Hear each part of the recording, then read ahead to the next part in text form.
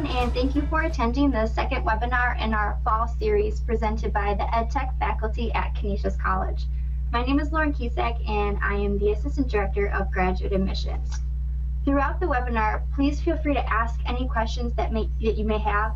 You can type them in the question box on your screen, and we'll answer them. So now I'll hand it over to Ron to begin the presentation. Thank you, Lauren, so much. Welcome, everyone. Thank you for taking time out of your busy schedules before Thanksgiving to join us here today. I hope this will be a really practical use of technology for you. I'll give you a little bit of background of who I am. I'm the director of the EdTech program at Canisius College, where we teach students how to use technology in their classroom. So most of our students are current teachers seeking a master's degree. But in addition to that, I'm also a high school history teacher. So I do this every single day with my own students. And I know and one of the greatest challenges for a lot of us, no matter what subject you teach, English, science, foreign language, social studies, is how to address some of the aspects of the Common Core. And one of the most, popular topics of the Common Core has been close reading of text, looking at informational text in a more precise manner. And this webinar hopefully will focus on some technology tools that will help you do that. This will not talk about how to do close reading, but more of how to use technology to help you and even get your students motivated to close read. So what I'm showing you here is a Google Doc, and the URL of that Google Doc is right here if you wanted to copy that down. But what we're also going to do is share with you the link to this Google Doc later in an email, so you actually will have access to this document forever. And what this document has is everything I'm going to go through in order, but I've also embedded more in-depth videos here for every single tool that I'm going to be talking about today, because I will probably go a little quick, and the best way to actually learn how to use these tools is to play with them yourself, right? Just to kind of go into them, get some ideas, and I give you a lot of help videos that really guide you step by step throughout the process.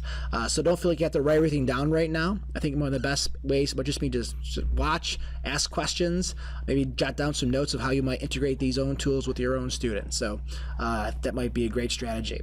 So here we go. So one of the first things I want to talk about are some programs and some tools that are pretty common and familiar for most of us. Most of us has used Office in the past, whether it be Word, especially. A lot of us now are using Google Docs instead of Microsoft as a great alternative. I certainly do with my students now because of the great collaborative aspects with Google Docs. So that's not the point of this webinar though. And a lot of us also use Adobe, right? Adobe Reader to read PDF documents. So all three of these tools can be used by yourself to show students how to close read. And when I say close read, I'm mostly talking about isolating text, analyzing text, making comments on text, highlighting specifically certain aspects of a text. So all these tools that we already use are great tools for close reading. So I'll start with Adobe, one of the ones that we're all familiar with. Now, what I'm showing here is Adobe Professional and the free version Adobe Reader. Almost all of us have this. Some of us are lucky to have the professional version of Adobe. So I'll show you both, but they're very, very similar. But let me actually give you an example first. So here's a link to an example of an article that I actually did close read with my students. I teach a lot of U.S. history. I teach courses on AP World, AP US, a course on American military history, I teach the Civil War. So these are all things that we did in class together. We did this together as a class on a smartboard where we analyzed this text using Adobe. I won't get into all of the specifics, but every single color meant something. Yellow mostly for the arguments. Pink was use of primary source material. So we kind of annotated it, we highlighted, we looked at how they used newspaper articles here. We had pop-ups, and the pop-ups won't come up in this view. A lot of arrows and things of that nature. This got really crazy, but we were trying to look at how the author was supplying a roadmap, basically outlining the argument of the article very clearly for his readers. So then we went through that, how each part of that was then explained later. So visually this made sense to us. It might not make sense to you, but this is all done using Adobe products. So that was really awesome. So how would you do that? So great example of this is I'll actually bring up the professional version first. So here's a common text is studied in history, but again, this could be a brief ELA text, it could be a brief science text, it could be a poem, it could be anything, right? So this is the Gettysburg Address. With Adobe, there's a lot of higher end annotation tools. I have my little bar set up here. But if I go to tools on the side, and if you go to content, excuse me, I don't go to content. If I go to comment, there's a lot of great annotations tools. So if I want to add a pop-up of a bubble note, I could just click on this, and then anywhere in the text, I could add an annotation of a bubble note of the significance, of that particular text, and that would certainly stay there. Certainly highlighting certain aspects of the text in a color. What's nice about the professional version is if you right-click on it, you could do the properties, and then you can actually select from a different color wheel, so you could easily color code your text, right? If I wanted to talk about a text perhaps that wasn't effective, we could do a little strike through on that particular text, right?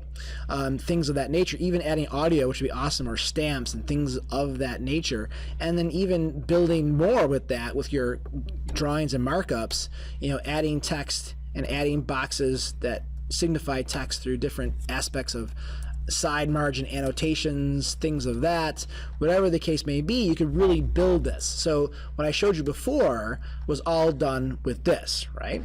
All done actually on a smartboard, which is really kind of nice. So you could be an interactive tool, but this can be done in a computer lab. This could be done, even on an iPad. I'm not showing you mobile devices today, but there's a lot of those same tools there.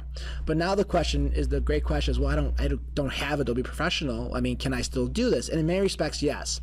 So what Adobe has done now is they sort of changed their traditional reader to make it look almost more web-based, even though it's still part of a program that you install on your device. This is Mac, PC, the same idea. But what you still have are some of the basic tools that you can still use. So if you wanted to use a highlighter, okay, you can still do that on Adobe. And you can still go to the properties and you can still get a color wheel. So it looks almost the exact same way as the professional version, right? If you want to add pop-ups, you can still add pop-ups and add your annotations here, right? So you can definitely do that. Things of that nature. Now, a lot of the other tools like strike-throughs and other things they don't have, but still you can really do some nice things with this. I used to be able to fool around with fill and sign, but now if you actually do fill and sign, and if you actually start typing in text, so even though it's not for signing, you can still now add text in the margin, right? So you can still see that there, and that still works out really good. So even though I'm kind of not really using what it's for, but see how you can still use some of the free tools, change the fonts, change different, it's hard to see, but different typesets.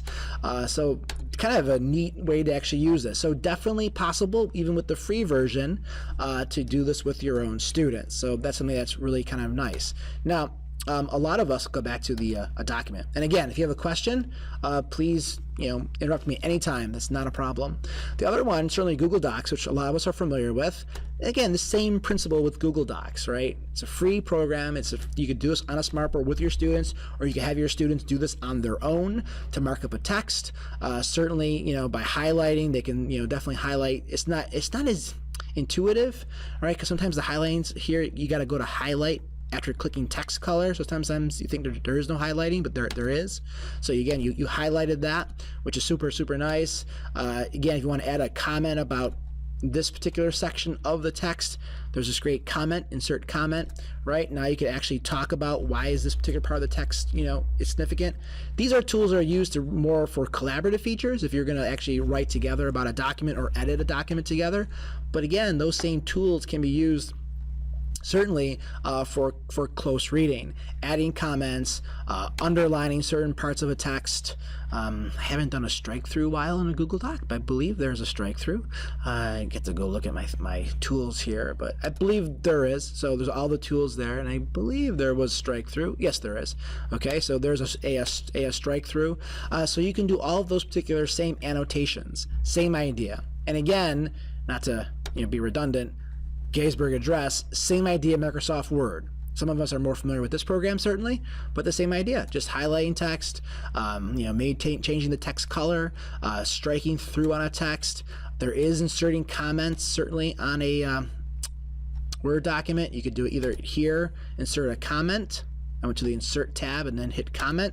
Then you can students can start annotating, or you can start annotating together as a class why certain sections of a text are significant.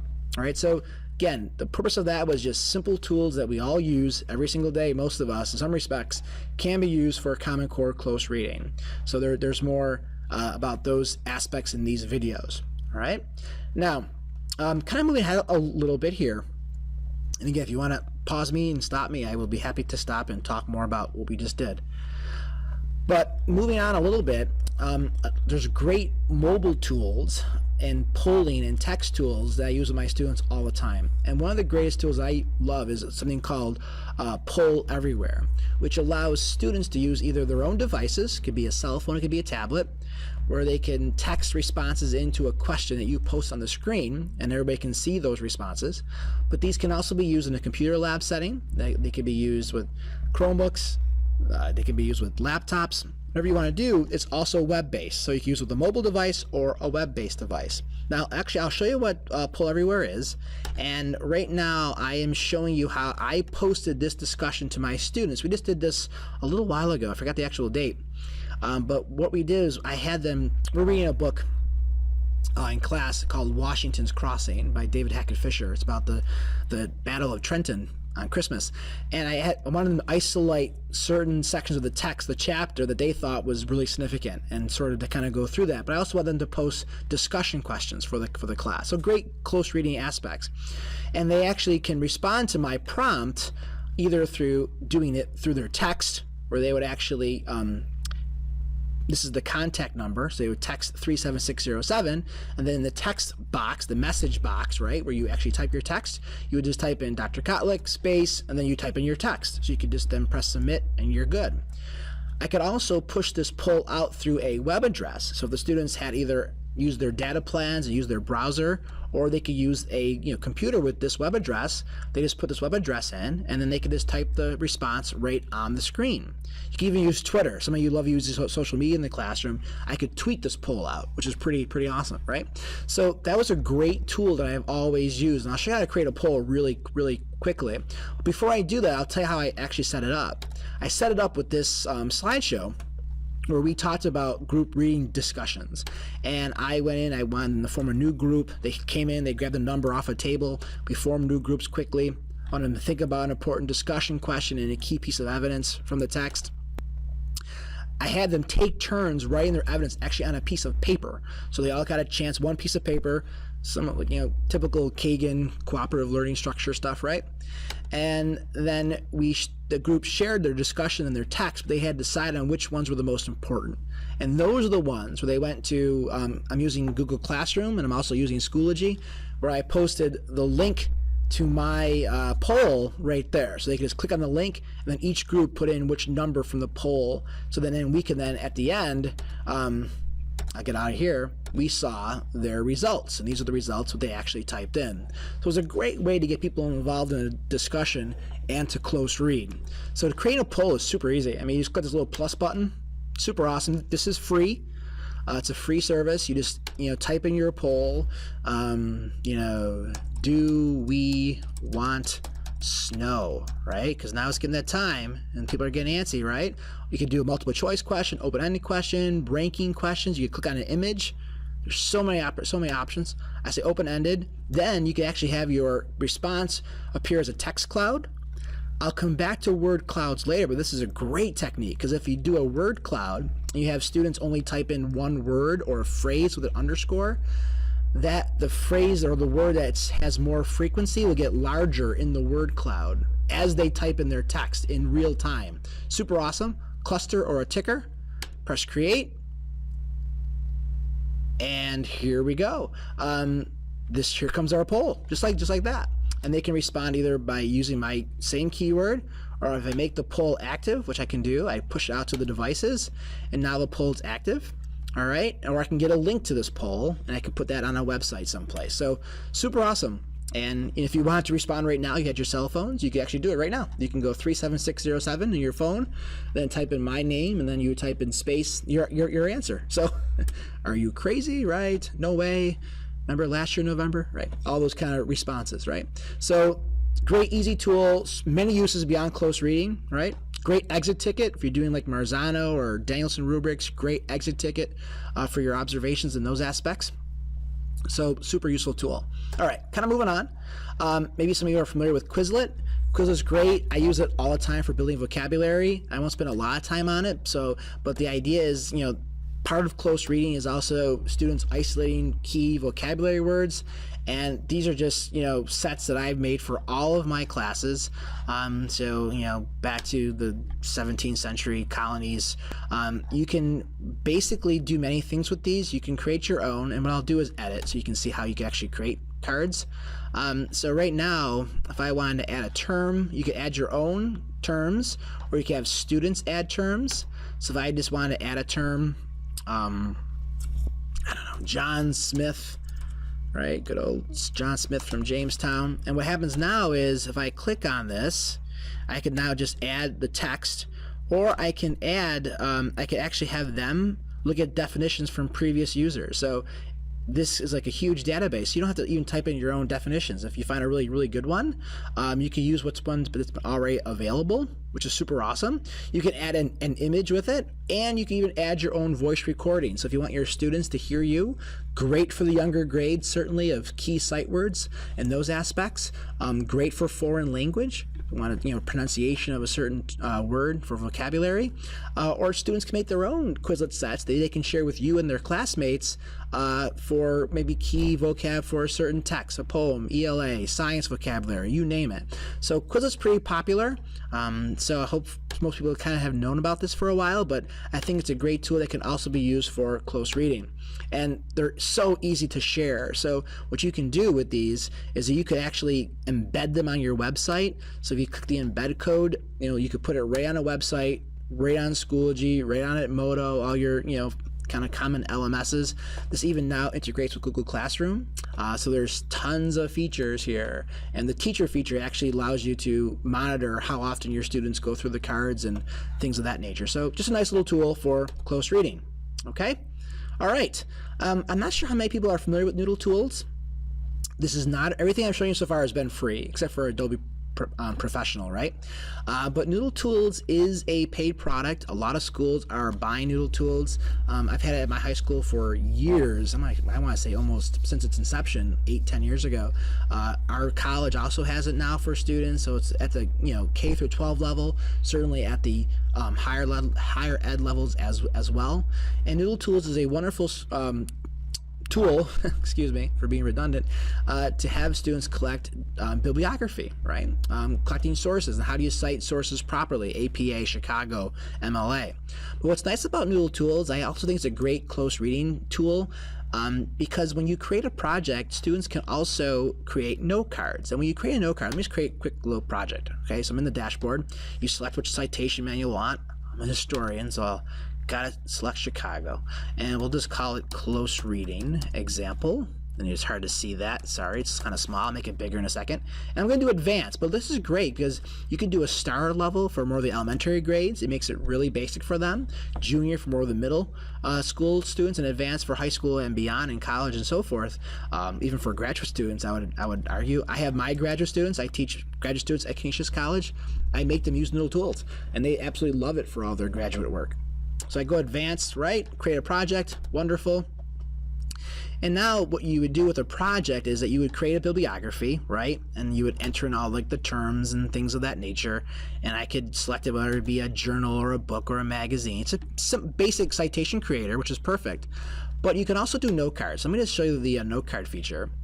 Now, usually when you have them linked to a source, but I could just have a new note card without a source. The reason why I want to show you this, because I love the way it organizes a student's thought process. We've all created note cards on index cards or yellow legal pads when we're taking notes for research, but this is great because it forces you to have a main idea for your note card. It forces you to put your direct quotations in one area, and then you can do a lot of highlighting and different formatting issues with that, even inserting images. And then it forces you to think about the paraphrasing or the summary, and then it makes another note box for your ideas, right? So how often have students been confused of when you start to introduce them to research of, well, what did the author write? Maybe I forgot if I wrote that, or is that the author's words, or those my words? And so it really breaks it down for them into those key important areas, which I think is absolutely awesome, right? I'm not going to save this. And I'll show you a project, I guess. Yes, I want to close this window. Go back to my dashboard. And I'll get back to my projects. I have, what can I show you? What can I show you that actually has a great example of it?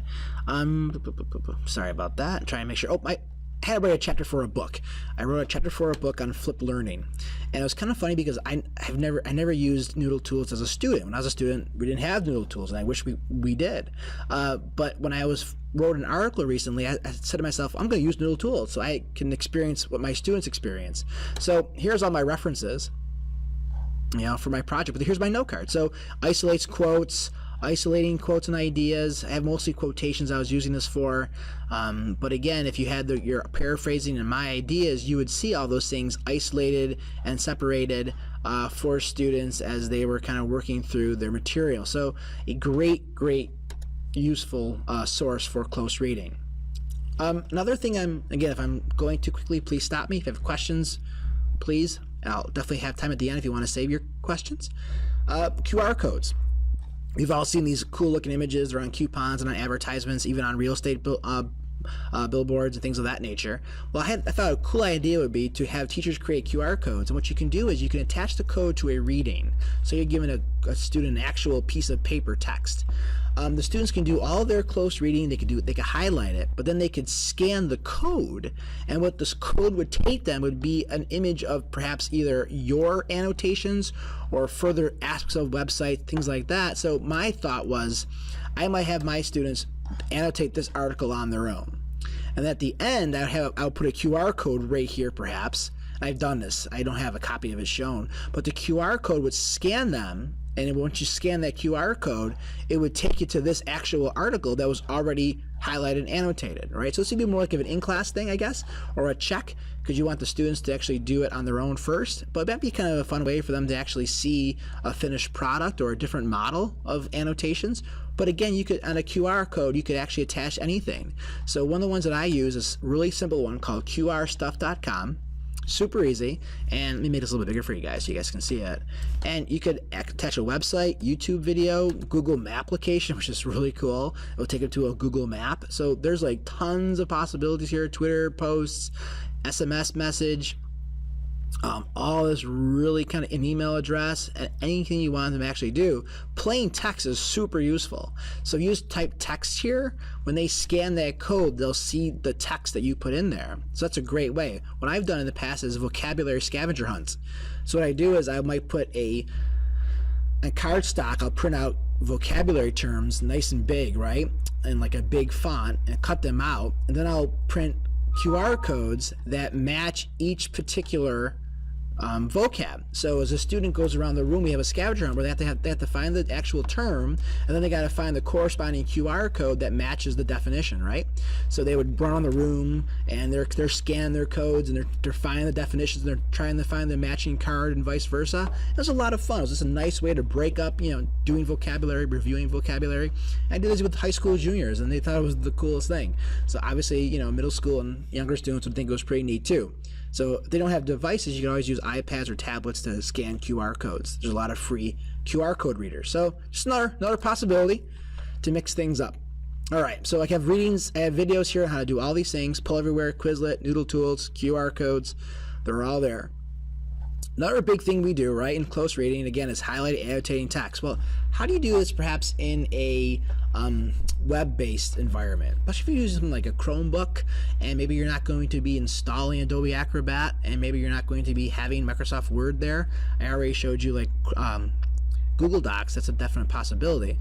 But one of my favorite annotation tools is Diijo, and Diijo is super powerful. And what Diijo does is, I'm already in my library. I have all these things that I've annotated and highlighted that I've shown for students. But what Diijo does is it actually installs this little extension in your browser, right? So say I have up the Gettysburg Address, and I don't know if it's going to work on this, but we'll kind of play around with it. We'll see if it will. If I hit this, it's annotate and capture web text. So if I hit it, I hit on annotate, and right now this little dialog box comes up, and now I have all these tools. I can highlight, annotate anything. It could be a website, it could be a text, it could be a PDF document, and it saves it. It saves what you highlighted, and it saves all your highlights in a separate spot, which is super awesome. So if I just go like blue now, I never tried it on a Google Doc. Will this actually work? Yes, look, it did it. It kind of did, didn't it? I don't know. I'm sorry. I'm asking you a question like you can answer me. It did actually do it. Let me pick a different color. And let me go pink. Let's highlight this in pink. Okay, it's not working on here. That makes sense. Let me show you let me bring up a website. Let's just go like New York Times. So say you're doing current events. And we're always afraid of who knows what's happening in the world today, right? It's a scary place. So let's go to New York Times. And, right, Paris raid, you knew that was going to happen. The doomsday scam. That sounds cool. All right, so say we want this article. Oh, figures. So sorry. Let's find another article. Got the whole issue about the refugees, right? Very timely issue. Nothing's working today. How strange. I don't think we're blocked from this school. Anyway, let's see if I can just do it on this. Let me see if I can do it right on this page. So say I had Diijo again, and the point is, if I want to annotate this, now it's going to be the annotation editor, and I bring it up, and it does. See the little pink? It does work. So there's anything. So you could start highlighting this, and if you thought it was important, say now you have this bookmarked, you saved, and then now you could add a sticky note. So see the little sticky note comes up, and it's private. I could put a little sticky note there, and I could also start adding annotations here. You know, just a test. All right, so there we go. We got this little thing. So you keep on doing this on any website, on any sort of article, even a PDF document, and now it's like saved in my thing. So if I go back here, if I go to my library, there's a New York Times article. So it actually saves it there for you. You don't have to keep a link, and it saves all your annotations, which is super awesome. And you can make classrooms, and you could actually have students added to a classroom. You could check their annotations. This is a great tool. Another tool, let me go back to that newspaper article. It actually has a great screen capturing tool. So I want to do a little screenshot, and say I want to just capture this part of the article. Boom, I got a little screen capture. Sorry. Got it? But now I can even annotate the screen capture. I could add arrows to it. It's kind of small. I could add text. I could add circles. I could do all this cool stuff. I should have done a bigger screen capture. But then I save it. I kind of save it as a tag-alone item. And I can give it a name. I could put tags on it. I could share it to my people in my classes. I could share it to my groups. I have all these different classes set up. I could do all of that. And they could do that too as students. And then you go back to your My Library. And now I should have this little screenshot. There it is, instantaneously. Isn't that awesome? So I hope I'm giving this tool justice because it's really powerful. I think it's got a little more of a learning curve. You really got to take some time and play around with this. My videos go through step by step how to do all of this, but it's a great possibility for online annotation. And I won't go through all of them. So in Cami PDF annotation, same idea, same kind of concept for PDFs online. So again, if you don't want to use Adobe products and you're working in an Adobe Atmosphere environment, just log in real quick, and it has the same idea. You have a PDF, you could drag a PDF here, you can upload it from your Drive or Google Drive, and then I could just Google Drive, or I don't know if I have do I have one right away? 1 second. PD, I do Chromebook, Common Core Tech Tools, Gettysburg Address, there it is. And now you can start doing all the same thing. You have it in Chrome extension too, so it works exact same way as Diijo does as a Chrome extension. So I can start adding little things here, bubble nodes, I can start doing highlighting, I can start adding text. Super awesome. Works super well.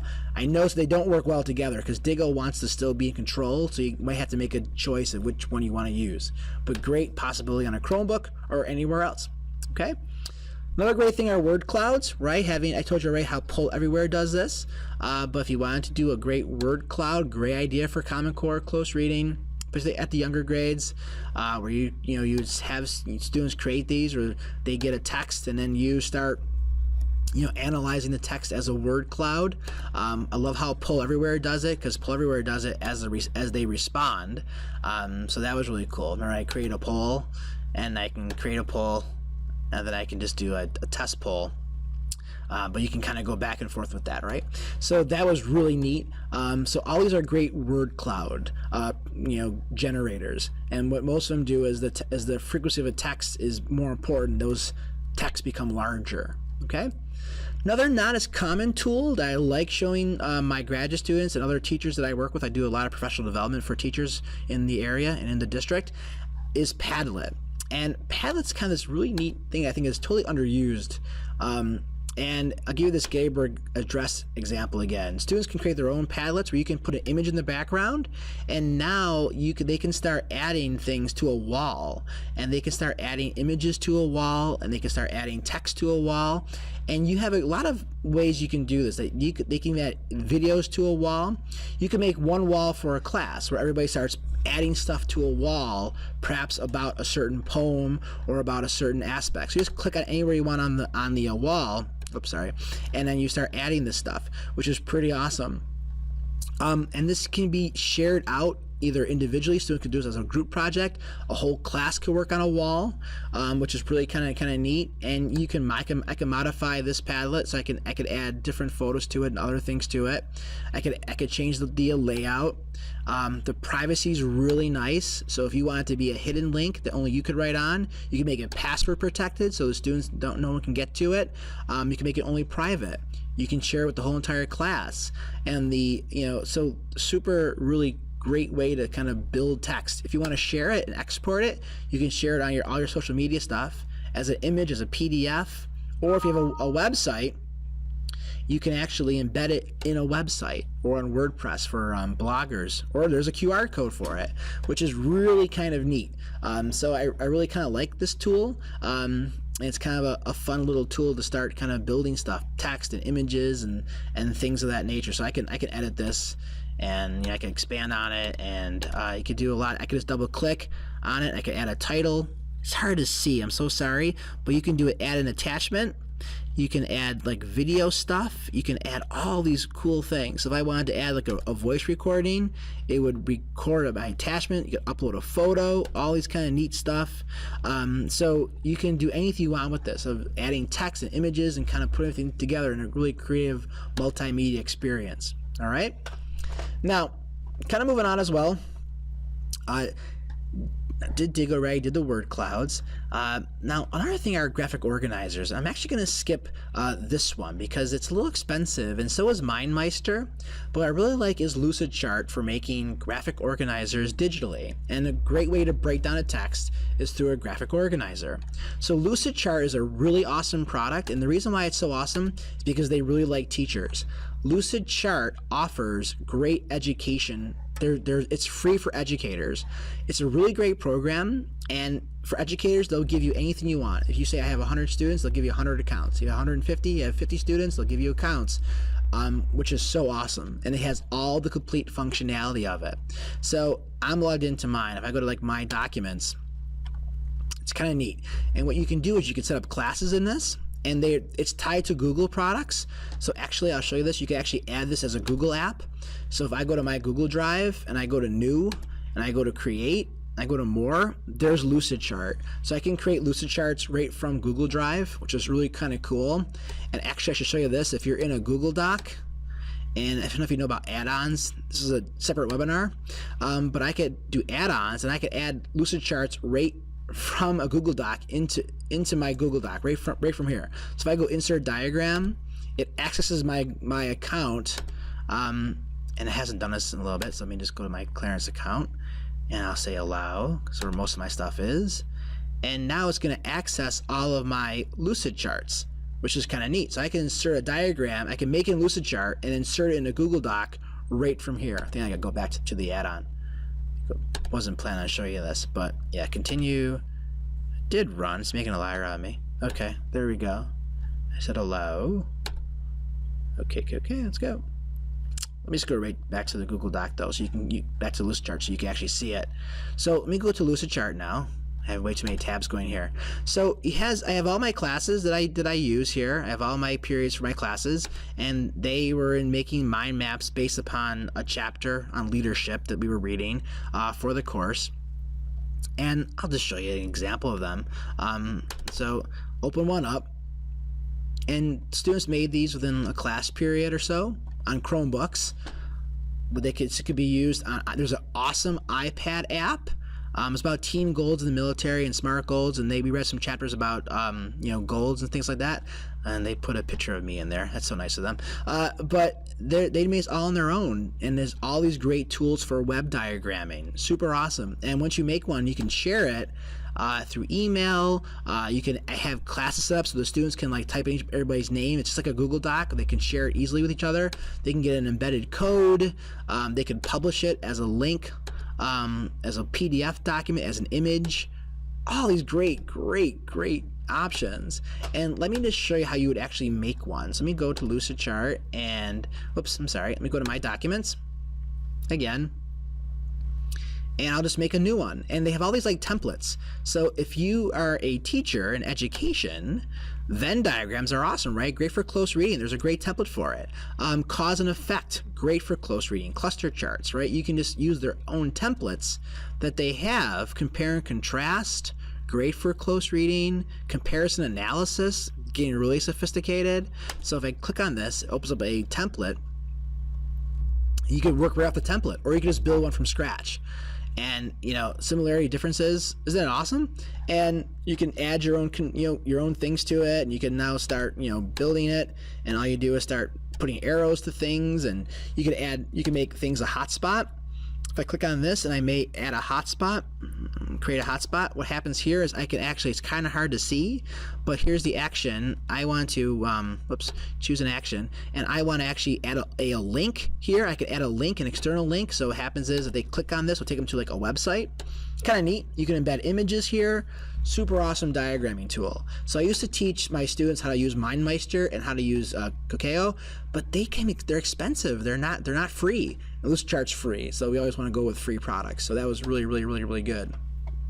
Speaking of not being free, I'm kind of upset, is Glogster. Glogster is an awesome interactive digital poster creator, and I used to have my students use it for close reading. So I'll give you some examples here. Here's an example of a student that did one for me. This is for a Civil War class, and I had them looking through historical newspapers, and I wanted them to find a good article from an historical newspaper from the Civil War period, and I wanted them to isolate some text from the Civil War from the article. So these are actually screenshots that they made. They actually made the screenshots using Diijo, and then they imported those screenshots onto this poster, where then I wanted them to analyze the text and to add outside information to the text. So they analyzed the quotes, they brought in images of it, and this was a great close read of a fairly brief news article. But what a fun way to do a close reading, where they presented their poster to the class. It was super engaging, super interactive, so it was a great experience. But the problem is Glogster they developed this iPad app which works really well, but then they started charging a lot for subscriptions. So I was trying to find an alternative. And an alternative that's a great possibility is this thing. It's a fairly new product. It's called Canva. It doesn't have all of the functionality, but I'll add the link to it. And you can do a free online digital posters. Same kind of concept as Glogster. I don't want to show you how it's done. I want to skip this. I don't want to do the whole intro. I thought I was logged in, but I guess I'm not logged in.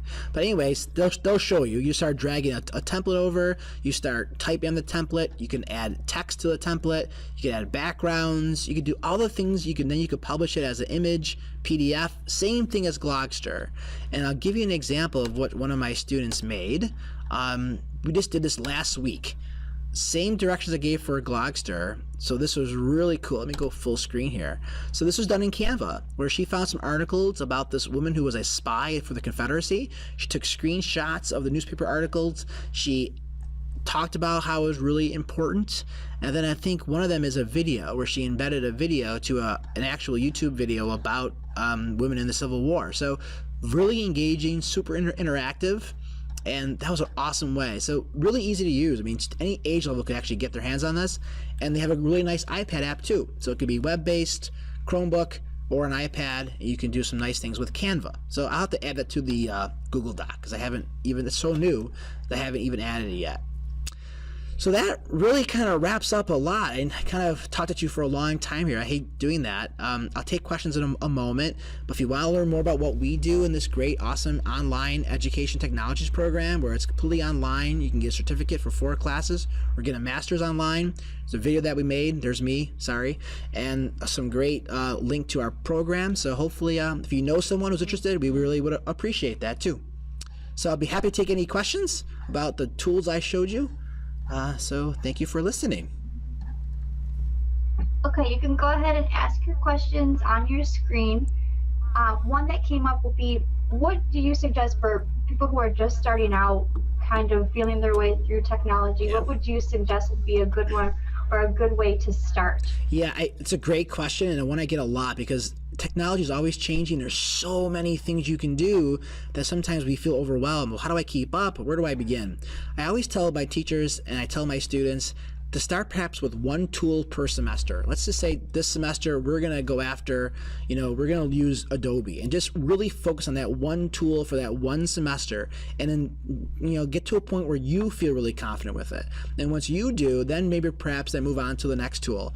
And it also depends on what you have available to you. It depends on if you have iPads available to you and tablets, then you might want to do some different things. Maybe you want to do more with the Pull Everywhere stuff, or you want to do more with Lucid Chart as an app, or if you have Chromebooks. So it also depends on how the availability of technology that you have access to. But again, always start with something simple first. So if you like Google Docs and you're familiar with it, maybe let's just use that for a good 10 to 12 weeks or a whole semester, and then maybe branch out to some of these other ones. I'll tell you, Pull Everywhere is super easy. You'll become a master of it within a week. And a lot of these tools it really won't take much to get your head around them and to start thinking about great ways to use them with your students.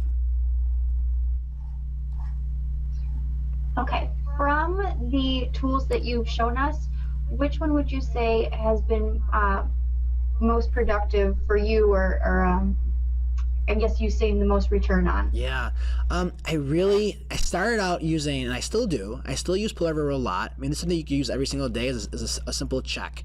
And it's great because students can isolate text and see text. It's a great way to start discussions. And I just used this the other day where I had students, group up into discussions. I do this all the time. So I love that. And they love seeing their responses appear on the screen instantaneously. And again, for a lot of us, some of our students are quiet and maybe they might be, introverted and they don't raise their hand, and you want them to get them engaged.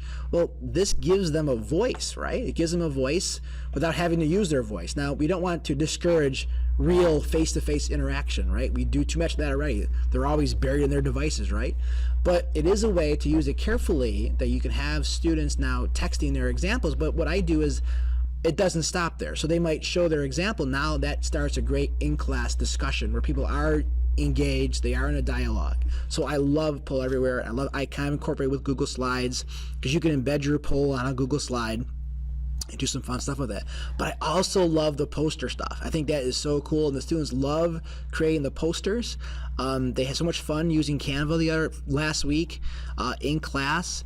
And they actually I was surprised, but they really got into Lucid Chart. I was afraid they weren't going to. Every year I use them, I was afraid they're going to be kind of bored with it.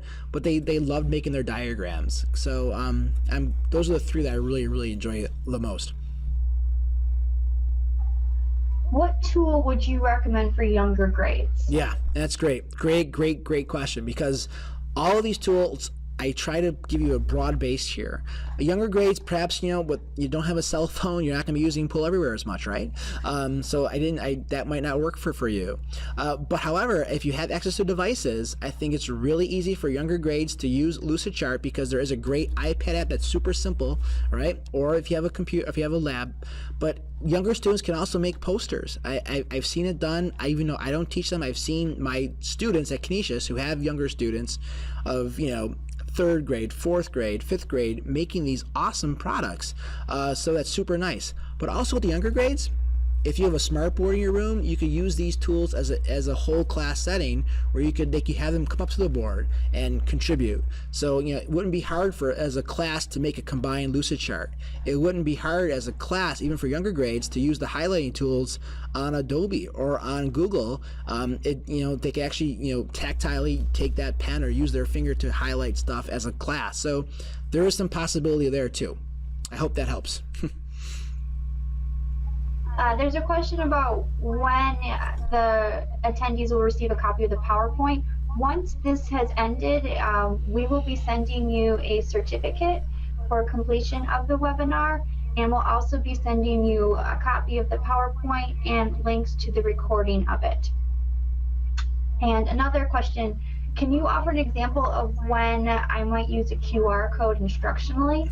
Yeah, as I said a little bit in the presentation, there's tons of possibilities with this, even outside close reading. My thought with close read would be to use this as a way to either extend a text, so a student reads a text, they could highlight annotated text and do a close read on a text. And if they scan the QR code, it might even take them to a website, might take them to a video where it further gives them more information about the text. That's one possibility. Also, the QR code, you could scan it to I said a finished annotated copy of the text so they can see it as a model. But as I mentioned, great idea of using it for scavenger hunts in the classroom, where you might pair it with a vocabulary card where a student would scan the QR code, they would get a definition on their device and they got to find the corresponding term.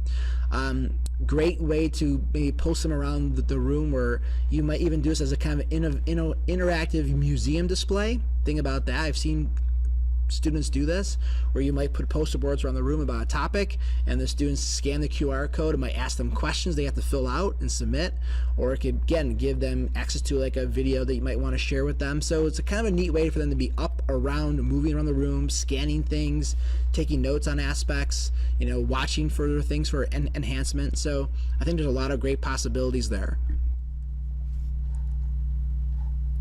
Is there one tool that you find is more responsive with the students? It's tough. They love the poll everywhere. They love using their devices. They love having that ability to see what they're typing on the text immediately. So that's a really great tool. If you're ready to spend a class period or class period and a half to 2 class periods and making a digital poster or a web diagram, it's a great experience. Especially with the web diagrams, you can do them collaboratively. So a student can work on one web diagram or one Lucid Chart at a time. So you can have a group of 5. So the ones that I showed you, I mean, even this one, they could all fill this in together as a group. So when a student's on it, the color that they're given at the bottom shows. So if Johnny's red, you know that Johnny's typing here, and if Susie's blue, you know that Susie's typing here, and everybody sees it at the same time. So it's a really cool collaborative effort. And the same is always true with a Google Doc. So if students want to work together on something collaboratively, they really like having the ability to see each other work on their text and to type at the exact same time. So I think it's really an engaging experience. I'll give you an example. I've had students who've been absent, and a student they might call the student really quick. I give them the permission, text them really quickly, and we've had students work on projects from home while we're in class together, and we know that student's on the document working on it, and that's great that you can collaborate even when you're not in the same place. So kind of a nice experience.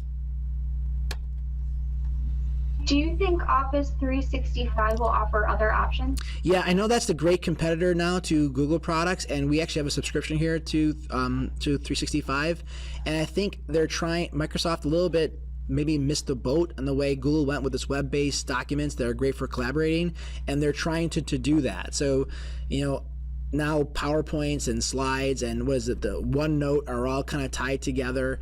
So they are going that route. So if your school has a 365 subscription, I would use it, especially if you're getting PD on it.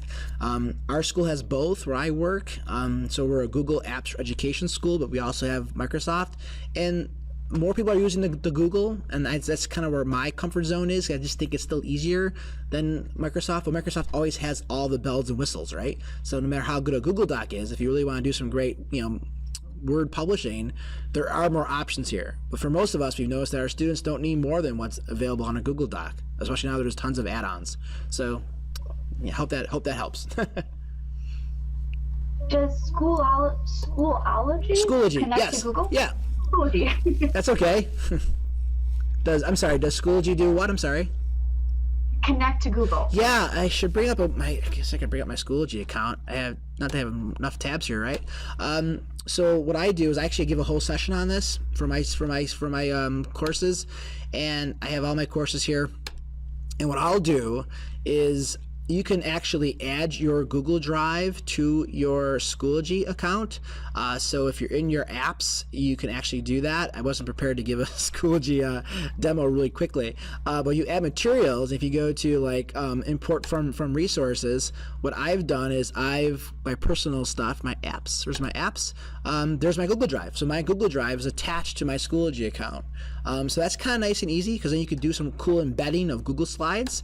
So I'll give you an example. So what I'll do is I use Schoology with Google Classroom. So Google Classroom is a great way to share out Google Docs to your students. So for example, today we were just doing this module on the revolution. I have a lot going on here which doesn't make any sense, but they have study guides. So these study guides are actually Google Docs. So this is a link to a Google Doc to a Google Classroom assignment. The reason why I use Google Classroom is because I can monitor who's working on every single document. So I have access to every student's document as they're working on it, which is a great formative assessment and great check. So I can get access to all my students' work. So I go on student work, I can see every single student's document and I can get into it. But I post it through Schoology as an easier way to access it. Another cool thing you can do with Schoology and Google. Let me just back up here, sorry. Let me see, do I have it? Oh yeah, I'm sorry, I'm talking to myself. Forgive me. I'm trying to figure out where I put stuff because I wasn't prepared for that. Oh, that group discussion I was showing you, right? About how to use, remember I was showing you this Google slide? If I go back to a Schoology, what I did was I actually embedded that for my students to actually use. So please view the following directions. Isn't that cool? It's embedded right in Schoology. So that's a Google slideshow, and you cannot do that with a PowerPoint. I'll just add you a little plug for Google. So they can actually use that. And then here was the link to the Pull Everywhere survey that they submitted. See what I'm doing here? Where I got responses over here. So I used 3 tools there. I used Schoology, I used Google Classroom, and I went back to Pull Everywhere. All for the same lesson. So again, I'm not suggesting that you do that right away as your first attempt at doing this, but once you get into it, the possibilities of combining these things are absolutely endless. So hope that helps. Is there anything lost by using technology to annotate versus actually physically working the text? Yeah, and that's an awesome question. And the reason I think you need to do both. Some schools now that are going one-to-one with devices, they are only using digital text. And I've tried to do it with my students. My students still ask for a hard copy of a text. They want physically to mark that thing up. So you can do it together. It depends if you're a one-to-one school, if you're not. What I like about it is, I might give them a text, and then now they could actually take that text, and then they could maybe post snippets of it to, perhaps a Pull Everywhere. So I still have my students working with an actual paper copy a lot of the times. However, there's sometimes I want them to actually work more collaboratively. So we might use like a Diijo where they can all annotate the same document together, or they could use that Google Doc to annotate together, which is possible with a piece of paper, but sometimes it's super convenient, and it's also a nice mix. It's a change up, right? So you do it one way with a piece of paper, the next lesson you might throw in the technology just so they're not getting bored and it's not the same thing over and over again, and they like the change up. So I think it's a nice way to kind of mix them together. Okay, are there any other questions or any examples that you would like Ron to show? You can put it in the question box.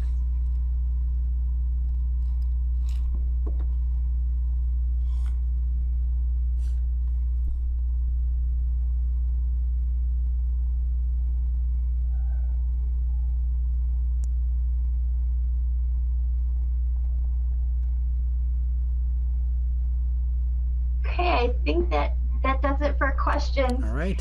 If you still have questions, you can always send us an email. We will be sending this out by email, like I said, so you can respond to that email. It will be my email address, and I can always put you in contact with Ron should you have any other questions.